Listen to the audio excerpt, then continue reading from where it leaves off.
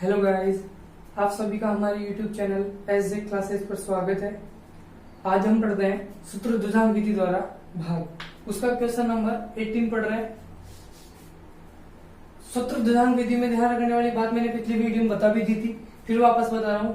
यदि आपके भाजक का इकाई अंक 5 या 5 से ज्यादा हो तो आप उसको विनकुलम विधि द्वारा या विनकुलम या ऋणांक संख्याएं द्वारा उसको 5 से छोटा बना सकते हो और 5 से छोटा बना के अपने प्रश्न को बिल्कुल आसान बना सकते हो। तो मैं इस विधि को या इस भाजक को पहले विनकुलम में बदल रहा हूँ ताकि ये प्रश्न आसान हो जाए। यदि विनकुलम में आप इसको नहीं बदलते हो और सिंपल तरीके से सॉल्व इसको करते हो तो भी आपका प्रश्न हो जाएगा, लेकिन जो कैलकुलेशन होगी बहुत ज्यादा लेंथी हो जाएगी। इस वजह से पहले जो इकाई का अंक होता है वो 5 से बड़ा हो तो उसको विनकुलम में बदल लिया करो ताकि आसान हो जाए। अब 59 भाजक जो हमारा है वो 59 है, उसको मैं विनकुलम में बदल रहा हूं। तो विनकुलम में किस तरीके से बदला जाता है, इकाई का जो अंक होता है उसको हम 10 में से घटाते हैं। तो यहाँ 10 में से 9 सब्ट्रैक्ट हुआ तो 1 बढ़ गया और उसको हम विनकुलम का संकेत बाहर लगा देते हैं। अब उससे पहले वाले शेष अंकों को हम 9 में से घटाते हैं, तभी घटाते हैं 9 में से तब इससे पहले वाले जो अंक है वो 5 से ज्यादा हो। अब इससे जस्ट पहले वाला अंक, इससे पहले वाले अंक यदि 5 से या 5 से कम हो तो हम उसमें 1 अधिक लगा देते हैं। तो 5 जो है वो 5 से ज्यादा नहीं है तो यहाँ 1 अधिक लग जाएगा। तो ये विनकुलम संख्या बदली, तो ये 5 का 1 अधिक बढ़ गया 6 है और 1 के ऊपर लग गया 12। तो अपना भाजक 59 नहीं होके अब लेंगे हम 61 से आप भाजक लेके सोल्व करोगे प्रश्न को तो बड़ा आसान हो जाएगा। और यदि 59 लेके सोल्व करते हो तो क्वेश्चन लेंथी बन जाता है, उसमें कई बार नेगेटिव चीजें आ जाती है तो उसको उस प्रोसेस को हमारे को निरस्त करना पड़ता है, तो वो बहुत लेंथी प्रोसेस हो जाता है। कई बार तो दो बार प्रक्रियाओं को कैंसिल आउट करना पड़ता है। तो इस वजह से पहले इसको विनकुलम में बदल लिया करो। यदि आपने सही ढंग से विनकुलम में बदल लिया तो पूरा प्रश्न बिल्कुल आसान हो जाएगा। तो हम इसके वही 3 पार्ट करते हैं। यहां हम लिखेंगे ध्वजांक, यहां लिखते हैं मुख्यांक। ध्वजांक में इकाई अंक होता है 1 और मुख्यांक में ढाई वाला शेष जो अंक बच जाते हैं उन सबको लिखते हैं। लास्ट में पार्ट होता है उसमें ध्वजांक में जितने अंक होते हैं उतने ही अंक लास्ट में जाते हैं। तो यहां से 4 इधर चला गया तो इधर बच जाएगा 5, 8, 7 और 6।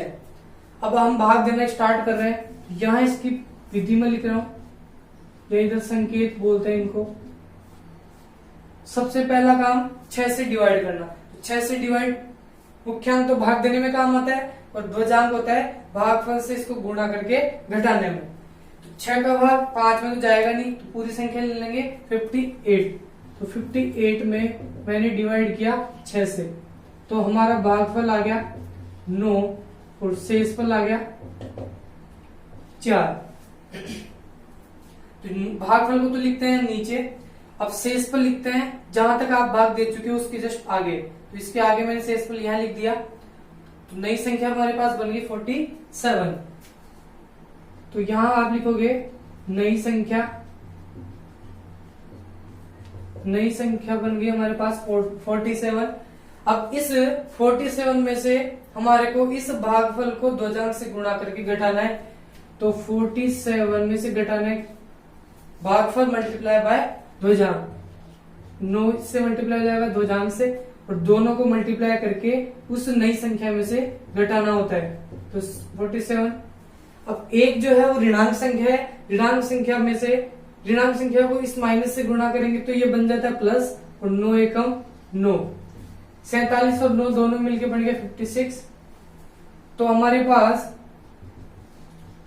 अतः नया जो भाज्य आ गया, घटाने के बाद जो संख्या आती है वो होता है नया भाज्य, वो आ गया 56।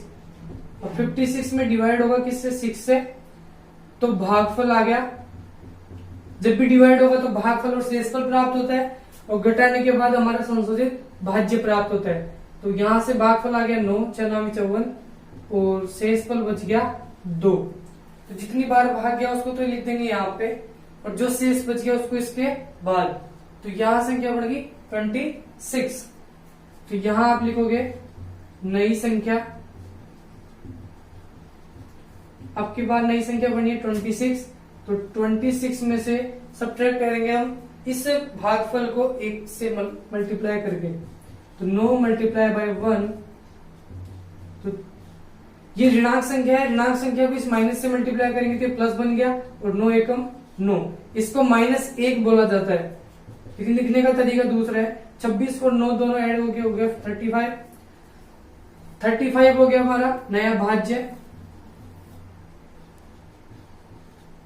नया भाज्य बन गया 35। अब इस 35 में हम डिवाइड करेंगे 6 से। 6 से जब आपने इसमें डिवाइड किया तो भागफल आ गया 5 और शेषफल भी आ गया 5। तो भागफल तो यहां लिख देंगे, अब शेषफल जो होगा उसको हम यहां लिख देंगे। तो संख्या बन गई यहाँ 54, क्योंकि इसके बाद इस कॉलम में कोई संख्या नहीं बची थी, तो इसलिए हम इसको नेक्स्ट वाले पार्ट में लिख देते हैं।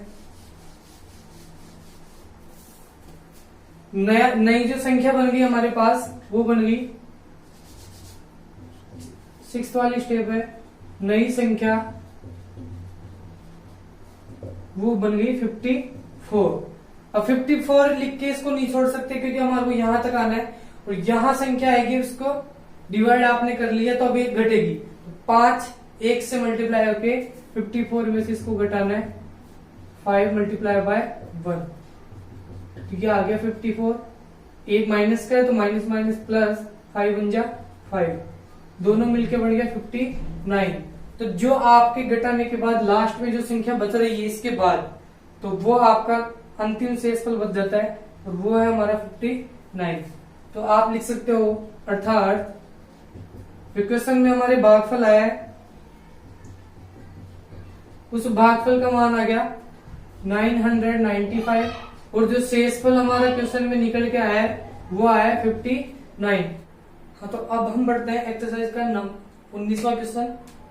इसमें द्विघात विधि से भाग करना है। अब देखो इकाइकांक यहाँ पर 5 से छोटा है, तो इसको विनकुल्ला में बदलने की जरूरत नहीं है, तो इसके भी वही 3 पार्ट करके इसको डायरेक्ट सॉल्व कर सकते हैं हम। तो यहाँ भाजक जो है वो हमारा दे रखा है 151, तो इसके 3 पार्ट करो।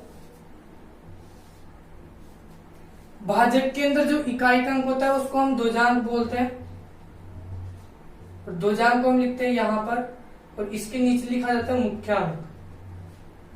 मुख्यांक का मान है यहाँ 15।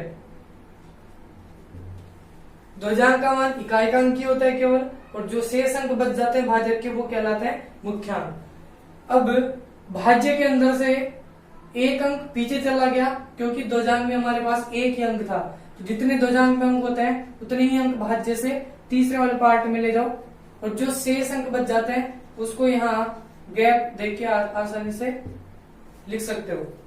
अब देखिए यहां से हमारे को मुख्यांक का काम है वो तो डिवाइड करने का है, और द्विघात का जो काम है वो मल्टीप्लाई करके सब्ट्रैक्ट करने का है। तो यहां मैं इसके हिंट लिख देता हूं। तो फर्स्ट स्टेप में 15 से डिवाइड करना है, तो 15 से 9 में तो डिवाइड हो नहीं पाएगा, तो यहाँ डिवाइड होगा 92 में। तो 92 में डिवाइड किया मैंने 15 से, तो भागफल हमारे पास निकल के आया 6, और शेषफल आ गया 15 6 के 90, और शेषफल बच गया 2। तो भागफल को तो आप लिखोगे नीचे, और शेषफल लिखोगे इस संख्या के बाद में। तो जो नया नंबर बन रहा है वो बन रहा है 23। तो यहां आप लिख देना नई संख्या बन गई हमारे पास 23। अब 23 में से हम सब्ट्रैक्ट करेंगे इस भागफल को इस द्विघात से मल्टीप्लाई करके, तो 6 मल्टीप्लाई बाय 1, 6 में से 6 और 1 मल्टीप्लाई होके बन जाता है 6।